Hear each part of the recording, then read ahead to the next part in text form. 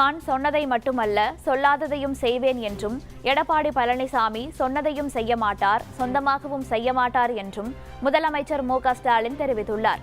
மேலும் பரப்புரை மேடையில் சூப்பர் ஸ்டார் யாருன்னு கேட்டால் சின்ன குழந்தையும் சொல்லும் என பாடல் பாடி அசத்தினார்.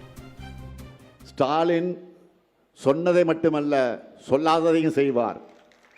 ஆனால் பழனிசாமி சொன்னதையும் செய்ய மாட்டார், சொந்தமாகவும் செய்ய மாட்டார்னு கமெண்ட் அடிக்க ஆரம்பிச்சுட்டாங்க.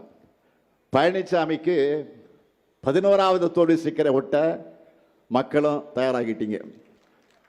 ஏன்னா இப்போ களத்தில் இருக்கிறது யாரு? Super star.